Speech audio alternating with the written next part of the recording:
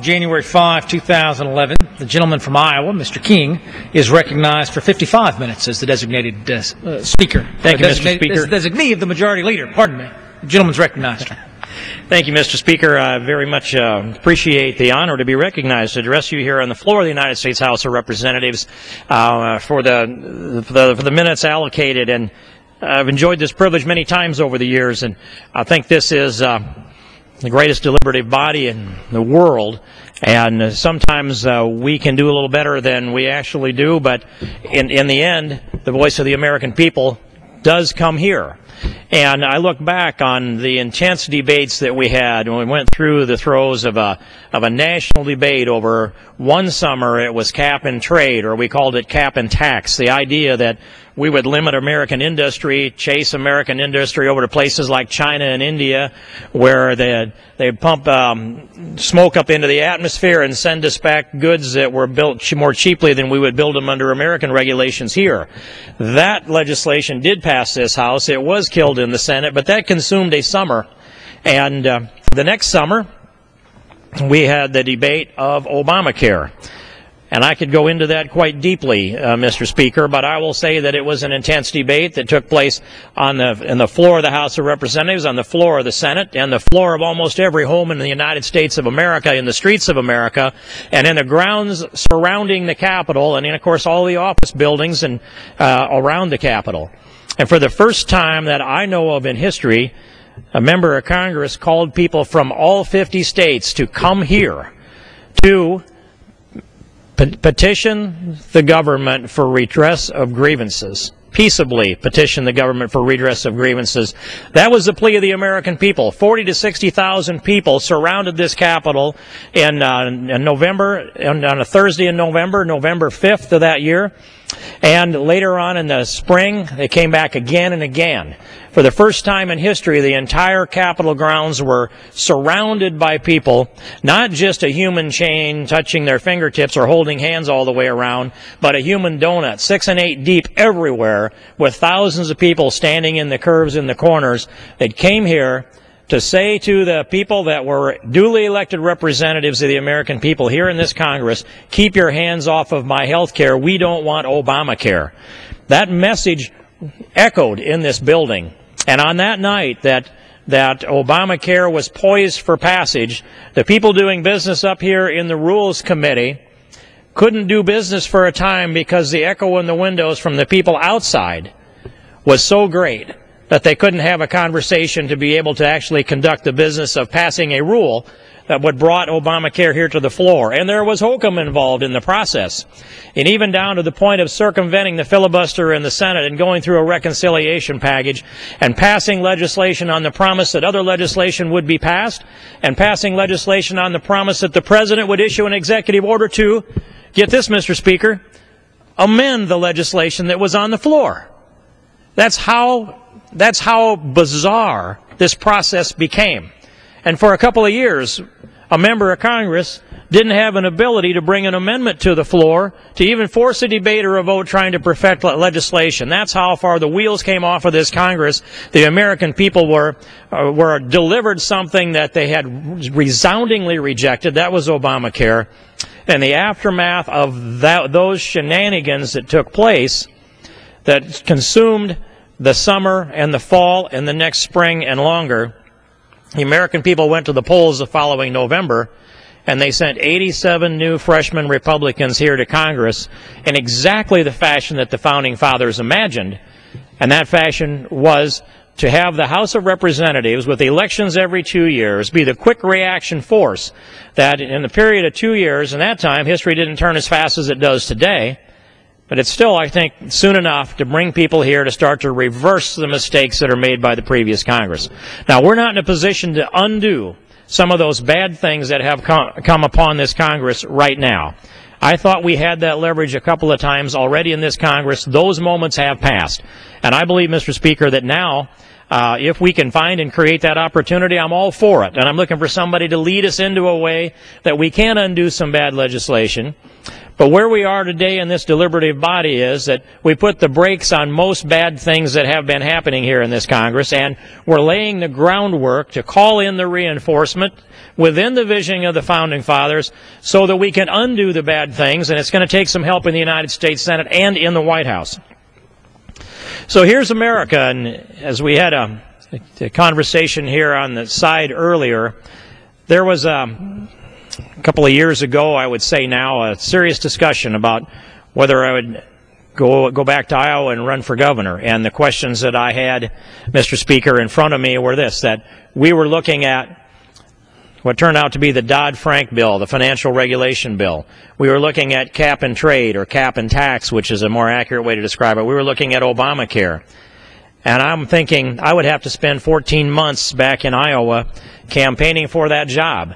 And if I carried my luggage into the governor's mansion and looked out the window onto an America that had been saddled with this burden, the burden of Dodd-Frank, the burden of Obamacare, and the burden perhaps of a cap and tax piece of legislation, it would be impossible to undo, and it would be impossible to fix America from a state office as such as I have mentioned. Those things weighed heavily on me. Today, here's where we are. This process has moved forward. Cap and tax has been essentially killed, temporarily killed, I will say, in the United States Senate, thanks to the filibuster and thanks to the work of the people on that side. It did pass through this House under the Pelosi speakership. Obamacare is now the law of the land, but it is repealable, Mr. Speaker, and that gives me great hope. And Dodd-Frank also is repealable. And so when I look at the presidential candidates who also are poised, seeking the nomination to challenge the White House, the senators that I'm convinced will come into the United States Senate, the new blood that will come into the House of Representatives with even deeper convictions on Constitution and constitutional conservatism, the idea across America is this. Government has mismanaged so much of what's come out of this federal government. They want a smaller, more responsive federal government. They want a government that does less with less, a government that balances the budget, and they want to have their freedom back. The American people want to have their liberty back, Mr. Speaker. And I would ask this question, and it's this, that Ronald Reagan asked in 1980, he said, "Are you better off today than you were 4 years ago?" And the American people answered with a resounding no, and they voted no on Jimmy Carter, yes on Ronald Reagan, and we got the greatest president of the century, who served 2 terms and put us back on track and got us believing in ourselves again. Today, and throughout this 14 months or so until the next election, we have to be asking not the question of, are you better off today than you were 4 years ago? Not a lot of people can say that they are. But the question really is, Mr. Speaker, are you more free today? Do you have more liberty today than you had 4 years ago? Do you and your children and your grandchildren have more potential to enjoy the fruits of their labor? Does this society, is it more open to success? And is America moving along and continuing to be the dominant economic force in the world, the dominant cultural force in the world, the dominant foundation for Western civilization? Are we going to continue to be that? Or are we going to watch the continuum of this history wind its way down? And will we trail in the dust the golden hopes of all humanity? Is that the future for this country? Now, there's not an image that I can see that the President has laid out for us on a direction on where we can go. I've watched what he's done. I think I know what he believes in. I'm looking him in the eye when he's told me what he believes in. And one of those things is Keynesian economics. The President told a group of us in February 10th of 2009, to be precise, that Keynesian economic works. He said to us that Franklin Delano Roosevelt's New Deal actually did work, but that Roosevelt lost his nerve and he pulled back in the second half of the 30s when he should have been borrowing and spending more money. And because he pulled back, according to the President, it brought about a recession within a depression. Unemployment went up, and then along came World War II, the greatest economic stimulus plan ever. That was a little classroom lecture that, well, it was a statement, not necessarily a lecture, to be fair, Mr. Speaker. But that was the president's position on that day, and I'm sure that that's something that he's held for a long time. He didn't make it up while he was standing there. It came out of him as a conviction. That's how it sounded to me. I'm of the exact opposite conviction, Mr. Speaker. I'm of this conviction that Keynesian economics always was a mistake. Oh, and for the record, John Maynard Keynes was the most influential economist of his time, and he came to prominence in the 20s and then even more prominence in the 30s as he proposed that the federal government should get money into the hands of people so that people could spend the money, and if they spent the money, it would stimulate the economy. That's the Keynesian approach. And even though he said this facetiously, I believe that it illustrates the Keynesian economic theory, this narrative. And this is a narrative told by John Maynard Keynes himself. He said, I can solve all the unemployment in the United States of America, and here's how I would do it. Just give me an abandoned coal mine, and I'll go out into that coal mine. He'd send other people, actually, and with drilling rigs, and they will drill holes down all over the coal mine. And then we'll stuff them full of cash, and then we'll fill the coal mine up with garbage and heap it full of garbage and then turn the entrepreneurs loose, which would then solve all the unemployment in America. Now, just to flesh that out a little bit, Mr. Speaker, you turn the entrepreneurs loose on an old coal mine that's full of garbage and has holes drilled with cash in it. They've got to go in and move the garbage off. They've got to locate the holes. They've got to clean out the holes. They've got to get down to the cash. And doing all of that will require somebody to rehandle the garbage again, somebody to set up the showers, somebody to take care of the medical needs and the food needs, and after a while the banking needs when they start to come up with the cash. You see how he understood how the economy goes when you get money flowing in the economy, how that actually happens. But what Keynes missed was, where was the cash going to come from in the first place? You can't go out and borrow money and bury it and have people dig it up and think you're doing something productive.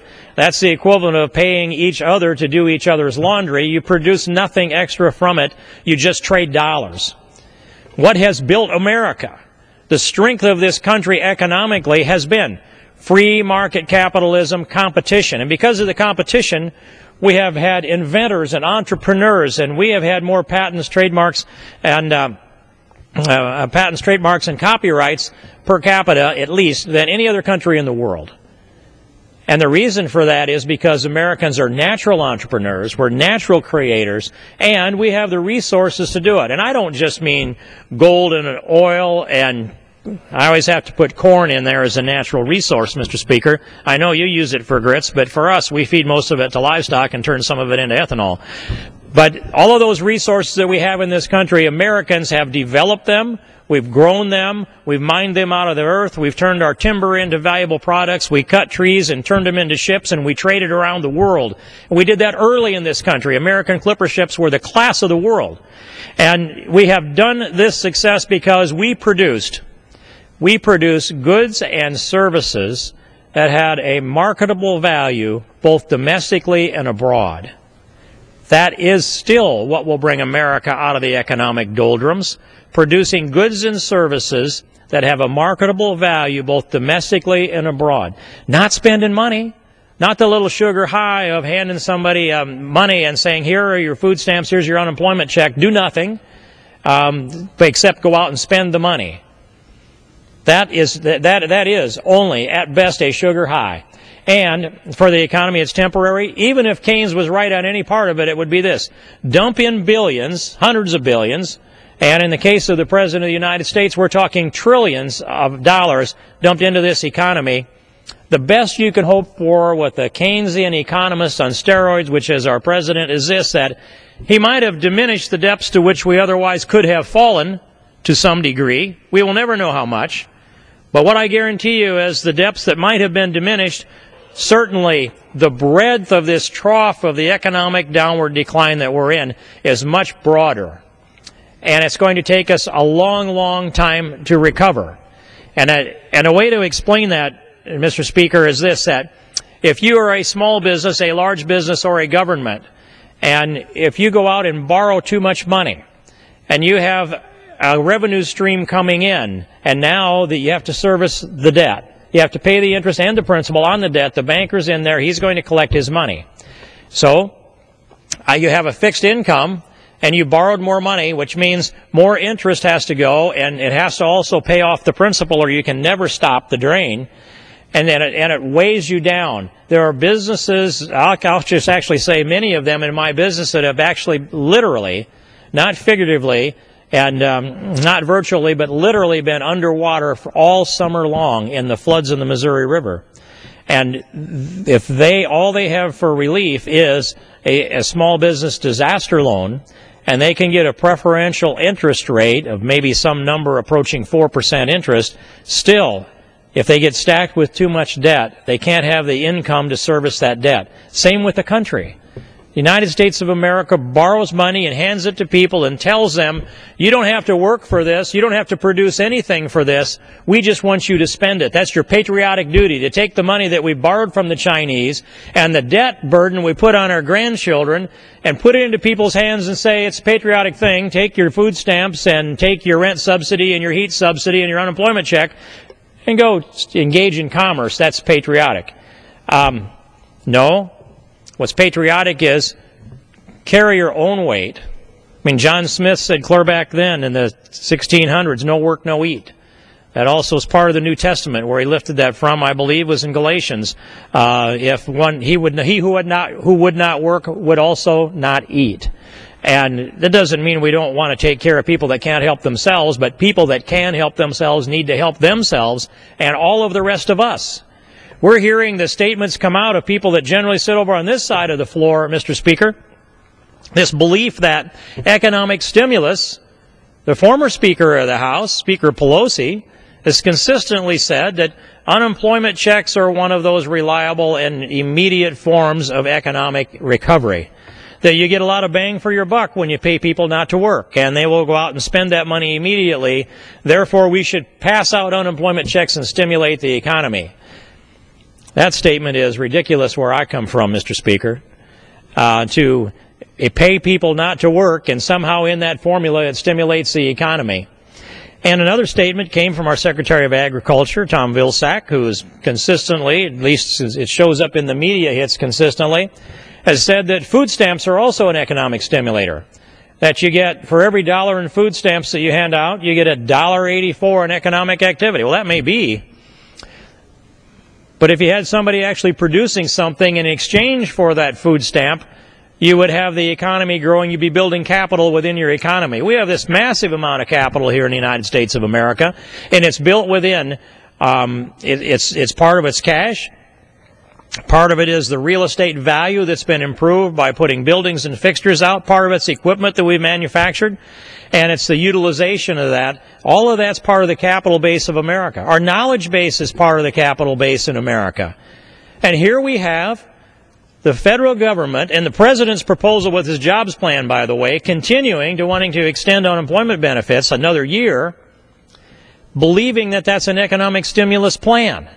Now, if I were a younger man, or let's just say a boy who was looking at this economy from the simplistic way of what pays and what doesn't, and if someone had said to me when I was, say, 16 years old, well, here's how we stimulate the economy, we're going to hand out unemployment checks and food stamps.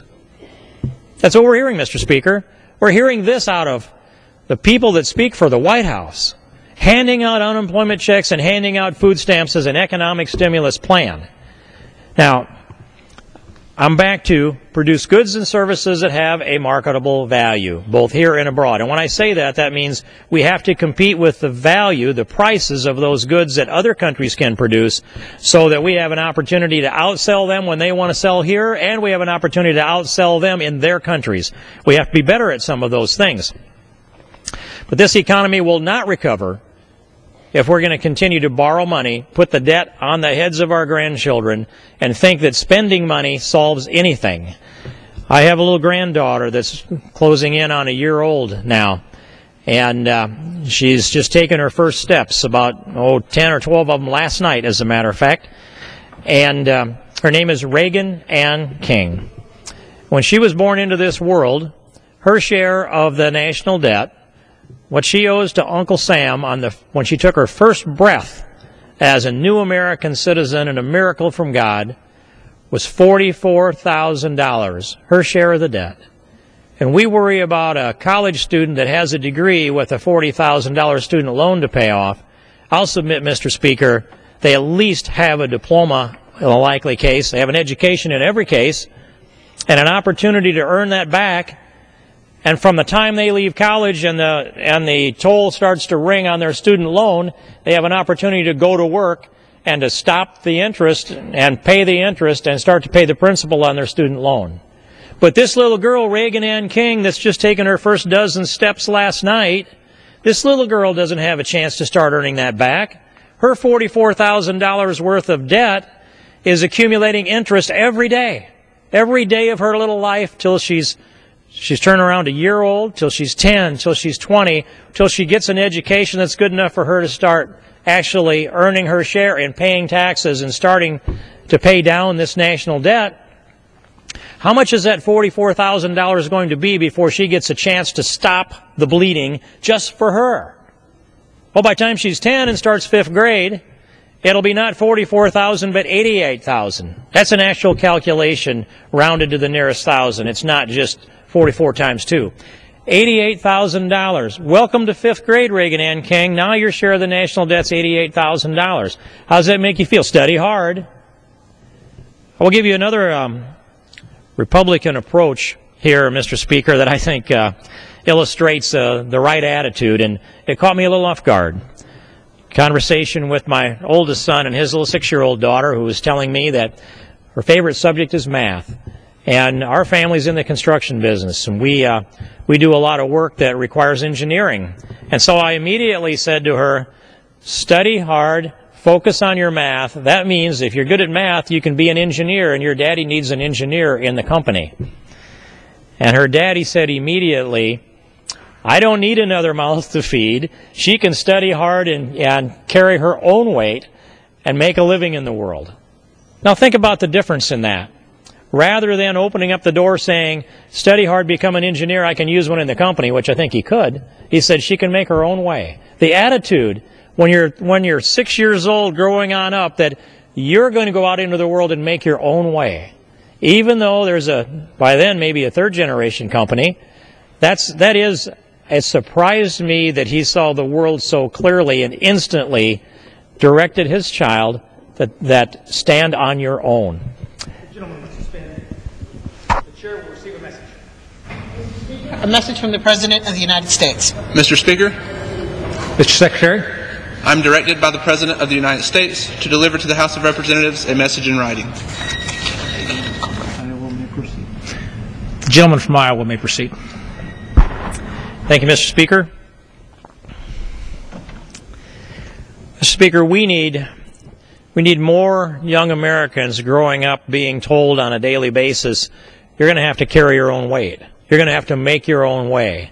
You're going to have to build an education and plan your future and control your own destiny. And when you do that, the most patriotic thing you can do is serve God and country in that order. Take care of your family. Take care of your state. Do your thing to contribute to our society and our economy. There is, but there should not be a free lunch. Mr. Speaker, I'm listening to the presidential campaign and listening pretty closely and talking to a number of the candidates. What I'm not hearing is any of the candidates really addressing the situation we have of, in the United States, 72 different means-tested welfare programs, federal welfare programs, 72. There's not a person on the planet that can even name them all from memory, let alone read, learn, understand, and draw a judgment on how they interact with each other, let alone whether or not they motivate people to take care of themselves, go to work, do the right thing, be responsible. We like to think so. 72. Why does the federal government have 72 different means-tested welfare programs? That's because there were 72 different constituency bases out there that certain members of Congress decided they could slip into one bill or another and send a press release back to their district and say to somebody, look what I did for you. Here's your rent subsidy, here's your heat subsidy, here's your ADC check, here's your TANF money, here's your food stamp money. And then they have the audacity to come to the floor and ask for more and more money for rent and heat subsidy at the same time. I don't want anybody to go cold. I don't want anybody to go hungry. But neither do I want to see generations of Americans who have been conditioned and trained that they don't have to contribute to this society.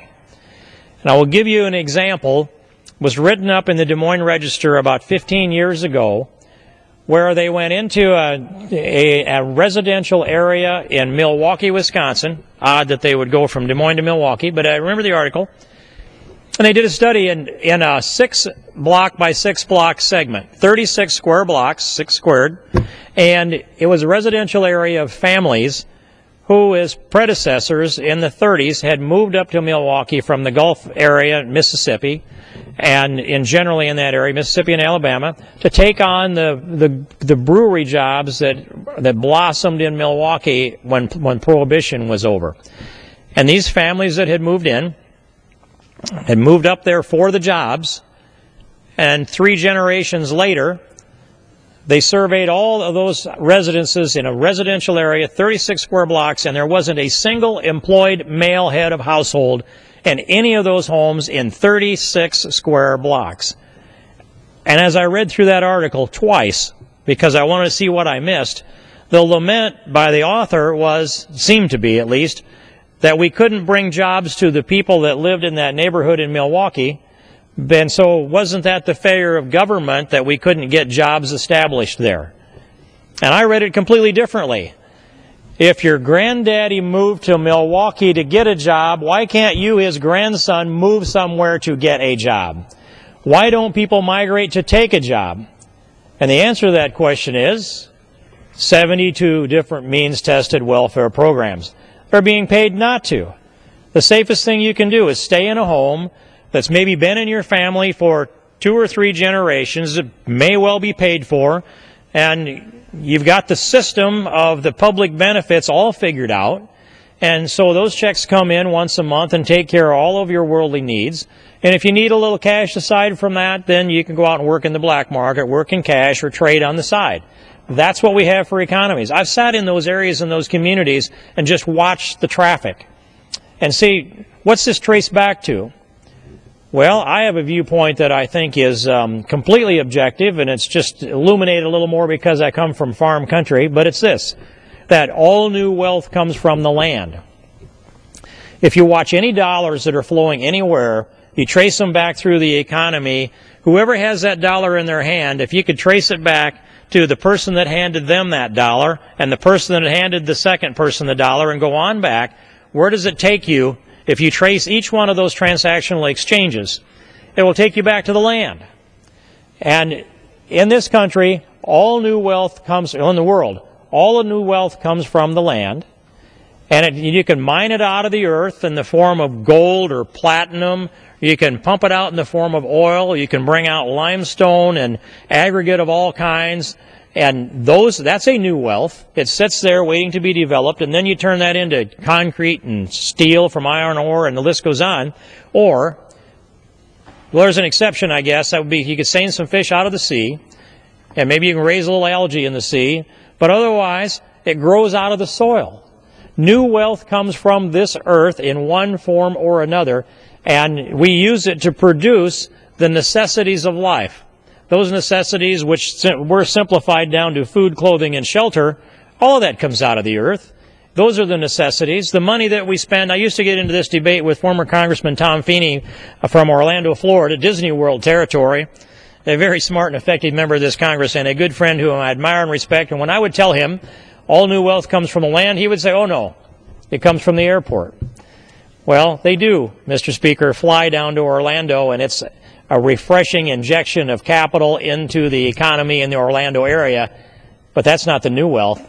It's just newly arriving in Orlando. When you trace it back, it's the disposable income that comes from the people that are producing goods and services that have a marketable value both domestically and abroad, and they're producing it from the raw materials that are mined out of the earth, or they're value adding to the crops that grow from the soil. That's what this country is, and that's how this economy works. And if you don't understand that, and you're trying to manage a country that has about a $15 trillion gross domestic product, and you believe that spending money is the solution rather than producing goods and services, you can understand then why we're in the situation that we are in. I think the Speaker and I agree completely on what I'm about to say, and I'm going to take this back again to Ronald Reagan, who once said that what you tax, you get less of. Well, I look around the United States and I look at our tax policy that we have, and I start looking for productivity. And that's earnings, savings, and investment. They identify the productivity in this country. And if you have any earnings, any savings, or any investment, the first lien on all of that, the one who holds the mortgage collateral on it, is Uncle Sam. The federal government has the first lien on all productivity in America. And then along comes, so if you walk in and you punch the time clock on a Monday morning at 8 o'clock and you hear that thunk, just think of that as Uncle Sam's arm going out and his hand is out.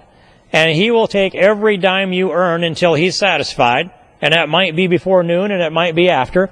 And then when Uncle Sam puts all that in his pocket, then you can start to earn a little money for the governor. He doesn't take as long. You can pay him as a rule, and he gets his hand in his pocket. Now you can start to work for yourself and your children and your families. The first lien on all productivity in America is held by Uncle Sam, the federal government. All earnings, savings, and investment is all taxed in this country unless they found a way to get you through this loophole. And so because what you tax you get less of, that means that you get less production because we tax it all. If you produce, the federal government taxes it. There's a disincentive for production. So we produce less. And if we're going to come out of this economic decline that we're in, you know, if spending were going to solve this problem, we would have solved it by now. This Keynesian economic experiment of the president's, but it's production that will solve it. And we need to take the tax off of all production in America, which is all earnings, savings, and investment, so that it'll thrive and it'll prosper. And when we tell people in this country, you can invest all the capital you want to invest, you can earn all you want to earn, you can save all you want to save, and when you do that, we're not going to tax any of it. You can pile up as much cash and capital and savings as you want. Not one dime of federal tax will be on any of that you earn. When we do that, and I pray one day we will do that, the average worker will get 56% more in their paycheck. There will be a lot more production in this country. It will be a lot more competitive. And then people can pay their tax with a national sales tax, the option of paying taxes, which is a decision that you make when you consume. That's what the fair tax is. And that's what brings us out of this mess that we are in. And it needs to be a very high priority. And I need to hear the presidential candidates talk about their position on a national sales tax. They talk around it, and they will say, I'm for a fair tax or a flat tax or anything that taxes us less. That's not good enough.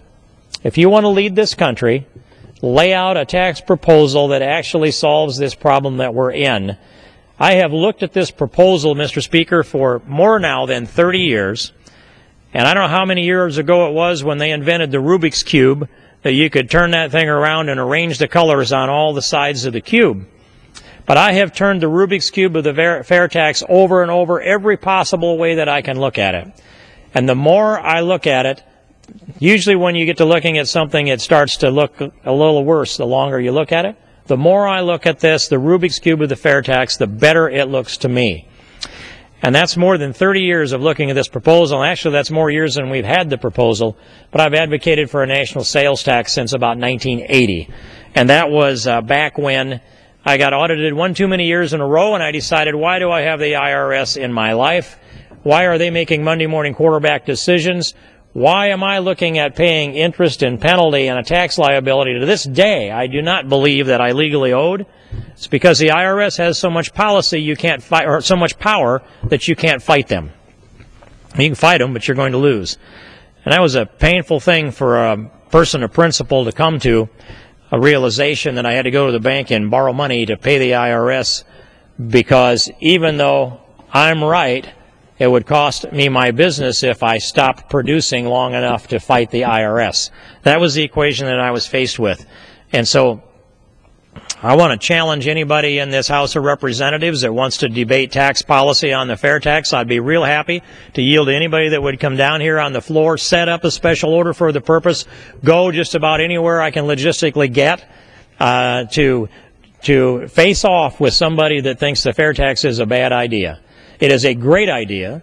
I sat down with Alan Greenspan within a month of the time that he stepped down as chairman, his retirement, and I said to him, here are all the things that the fair tax does. And I went through the list and it said it eliminates personal income tax and corporate income tax and payroll income tax, including Medicare, Medicaid, Social Security. It puts a check in a prebate into everybody's household so that to reimburse them a prebate for the taxes that they would pay on their spending up to the poverty level. It provides an incentive for people to invest money, and it will attract capital from all overseas. And I went through all of that, and I said, I need you to challenge me on any point that I have made. I don't want to be making this argument across this country and have a position that I can't sustain. Test me, challenge me. And he listened as I went through the list. And he looked up at me and he said, you left out provides an incentive for savings and investment. This country needs an incentive for savings and investment. Add that to the list and keep saying it. You're right on all of those points. Well, I actually had just forgotten to say it provides an incentive for savings and investment, but it was illustrated to me how carefully Alan Greenspan was listening to that presentation, how he identified the omission that I had left, and it was an astute response. And I said to him, I need you to advocate for this. And he said to me, you will not find serious economists that disagree with you on this position. The fair tax does all the things that you say it does. It's not an economic question because serious economists will not disagree. It's a political question, and you are the politician, meaning me, Mr. Speaker, and you need to solve the political question. It's not an economic argument. So, comes back to the same thing over and over again. Here we are in this great country. We are a wealthy country. We are also a productive country, and we do have a good work ethic, even though it's being undermined by 72 different means-tested federal welfare programs. We're a great country, and we have the resources to solve any problem that can be solved. We can come up with the money to do it. We either have the technology or we can develop the technology. We've got the man and woman power. We've got the work power to do all of that. We can solve everything. But when I look at the problems that are unsolved and unresolved in the United States of America, invariably it comes back to the political question. It's politics that stick in the middle of this.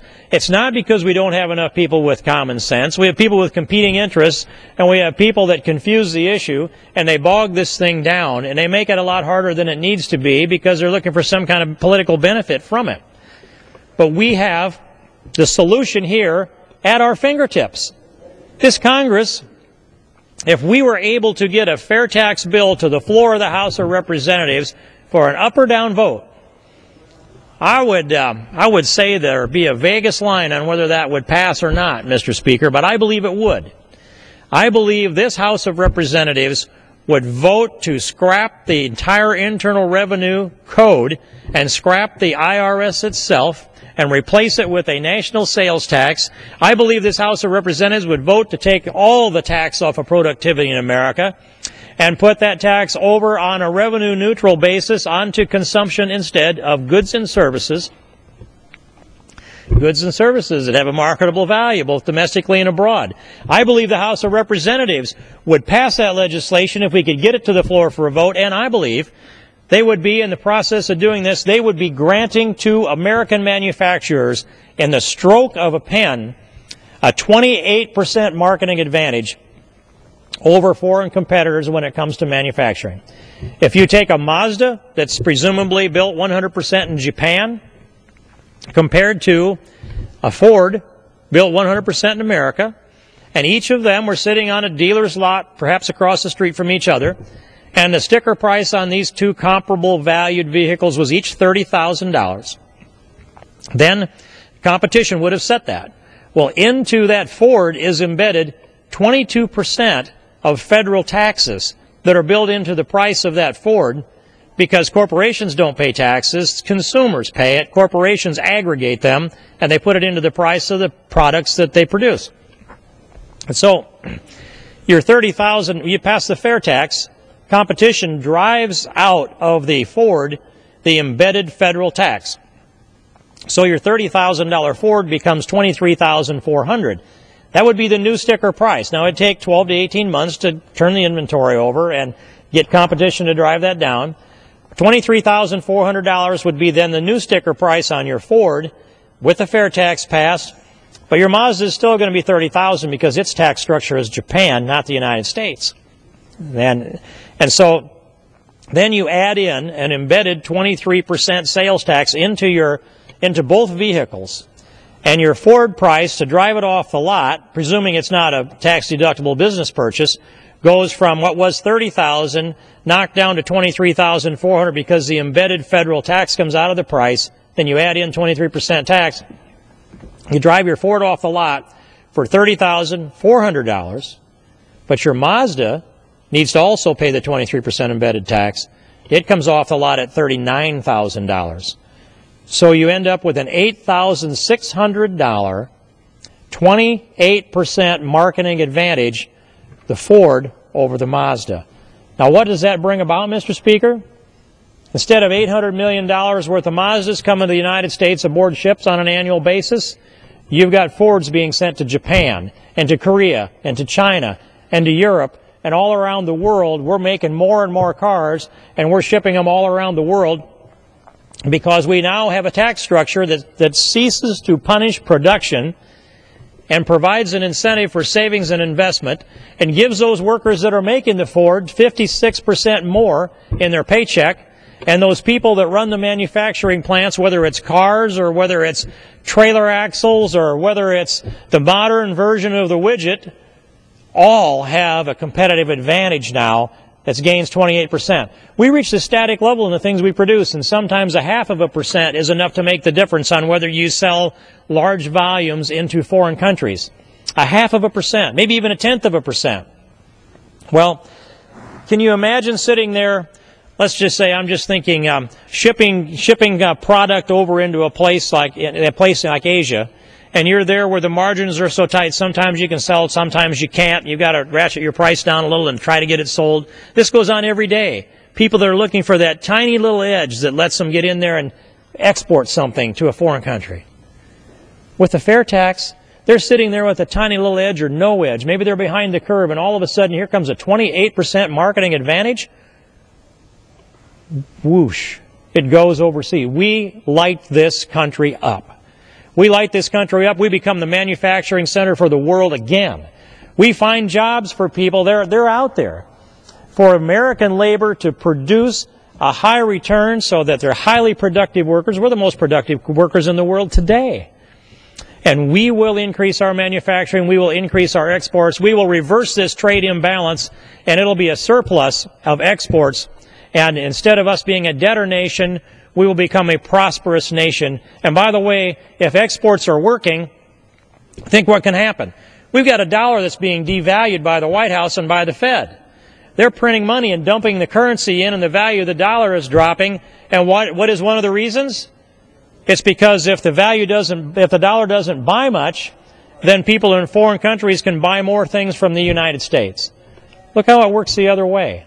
When we get this 28% marketing advantage, we can start to tighten up our currency and start to give it value again. Maybe we can get to that point where we can put a gold standard under it or a basket of currency to support a basket of commodities that would be used in lieu of a gold standard, so that our dollar has a value that can be anchored to commodities that actually can be exchanged for, rather than the full faith and credit of the federal government.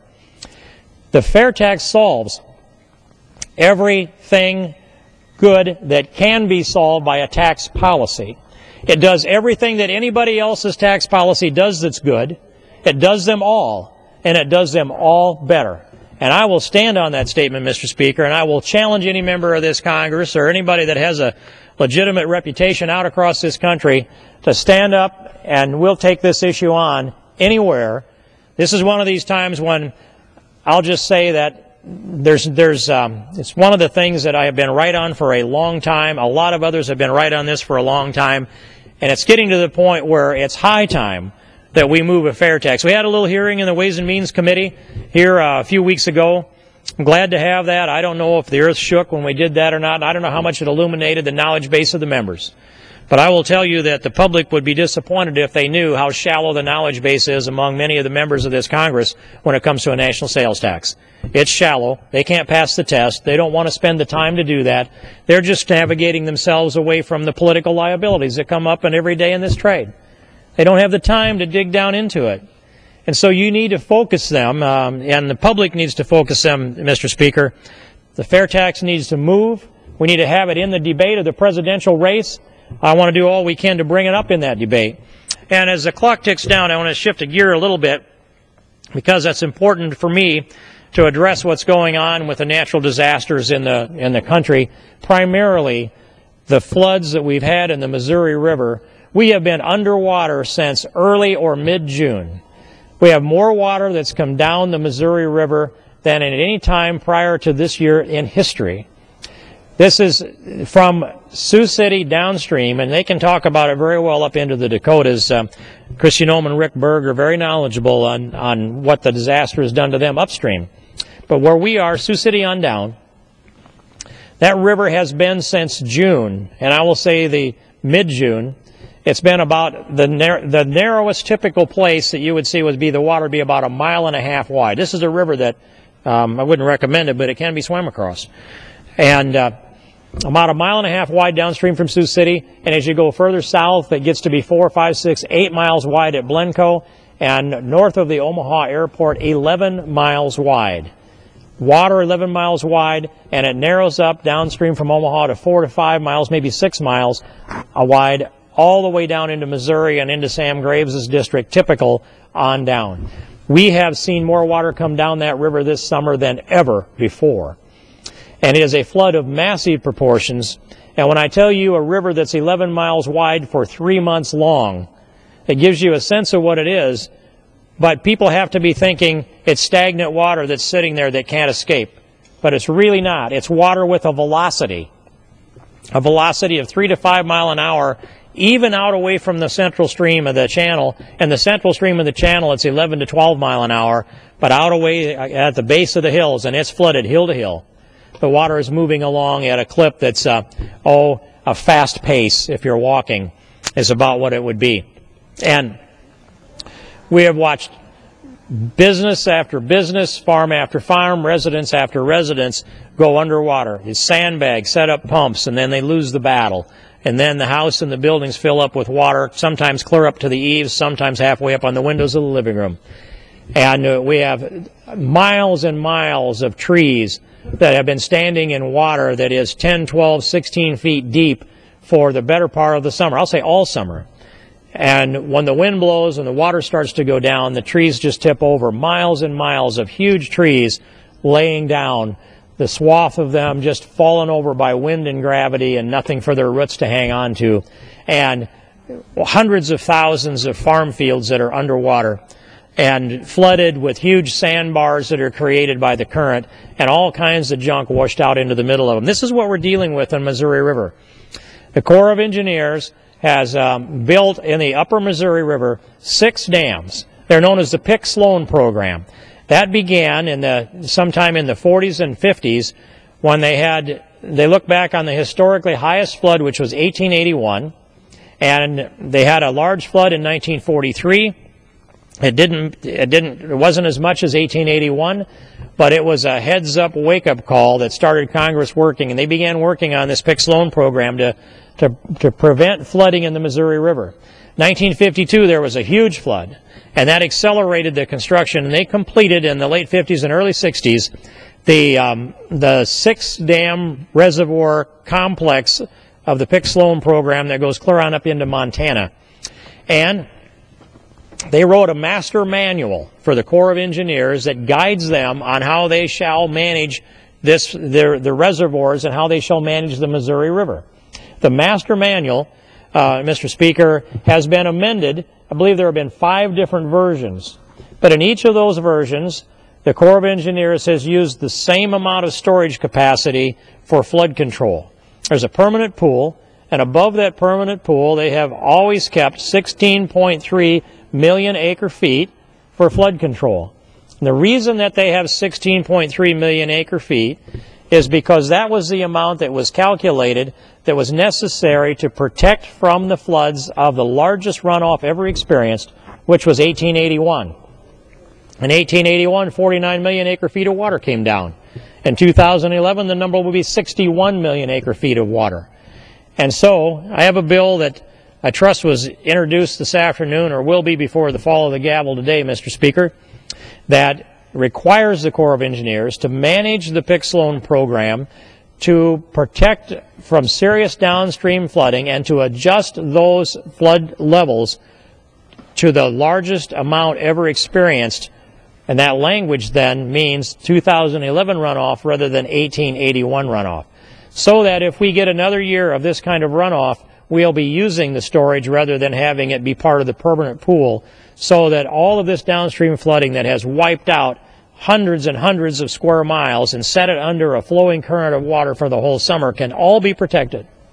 They easily have the storage capacity to protect all of us downstream from that type of serious flooding. And the legislation that I have that has been sponsored by representatives from, let's see, 1, 2, 3, at least 4 states along the Missouri, and I'm not sure who else might have signed on it this afternoon. That legislation just simply says to the Corps of Engineers, adjust the flood storage from the 16.3 million acre feet to an amount that will protect from serious downstream flooding. That's the message from in the bill.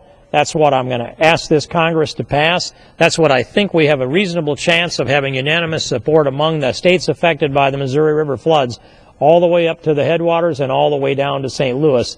I'm hopeful that every member will sign on. It's bipartisan. We have about the same number of Democrats as we do Republicans on that bill. And it's something I feel the need to notice this Congress that is something that I'd ask for support, and hopefully we can start to move it through. And so, Mr. Speaker, as we get close to wrapping up business in this Congress for this week, and I think about what we have ahead of us. Of course, one of the things we have ahead of us is how do we fund this government beyond September 30th? That will be ultimately, I believe, a CR, a continuing resolution. We have the debt ceiling debate behind us, at least for now. We have the pressure points that are set up by the debt ceiling bill. I have never been a fan of a super committee of 12 apostles sitting in a room deciding for all the rest of us what they think is best, and that they will, the product that may come from there, if it's used right, can be useful and it can produce a happy ending here. I'm hopeful that they will make suggestions and work with the committees, and the cuts that we must get in this Congress, I believe, need to be produced by the committees that have the most and the best knowledge about the subject matter at hand, that it's not just a slash and burn from inside the, perhaps, and maybe not, closed doors of the super committee. And I think this country's got a long ways to go. But in the end, here's what gets us where we need to go. Pass the fair tax, Mr. Speaker. That turns this economy back around and does all the things that I've said. It does everything good that everybody's policy does. It does them all. It does them all better. It gives people back their freedom, gives them 56% more on their paycheck. They decide when to pay taxes when they make a purchase, and it rewards production. It stops punishing production, and that, in the end, inversely, it rewards production. People will produce more. They'll earn more. They'll save more, we'll export more, our dollar will be worth more, people's labor will be worth more, and the 80 million Americans that are of working age but are simply not in the workforce need to be put to work. We can't have a nation of slackers and then have to sit in the Judiciary Committee listening to them argue that there's work that Americans won't do, so we have to import people to do work Americans won't do and borrow money to pay the welfare of people that won't work. That is a foolish thing for a nation to do. We've got to get this country back to work and get those people out of the slacker roles and onto the employed roles. And that and revalue the dollar. We've got to balance the budget. That means pass a balanced budget amendment that actually is a legitimate balanced budget amendment with a supermajority required to waive the balance, a supermajority required to raise the debt ceiling, a supermajority required to exceed 18% of the GDP, and a supermajority required to, as I said, to raise taxes, balance the budget, and exceed the debt limit. So if we can do those things, repeal Obamacare, pass the fair tax, pass a balanced budget amendment out of this Congress, ask the states to save us, that would be a pretty good foundation to build this country on. And it'd be a good foundation for little Reagan Ann King, who's just taken her first steps in the last 24 hours, to look ahead and think, Grandpa's actually is doing something here in Congress. He's going to open the door up for her and all of her generation to come in and contribute to this country and still have something left for themselves and start to get to the point where we can one day start to pay down this national debt. Mr. Speaker, I appreciate your attention here this afternoon, your service in this Congress as well, and I would yield back the balance.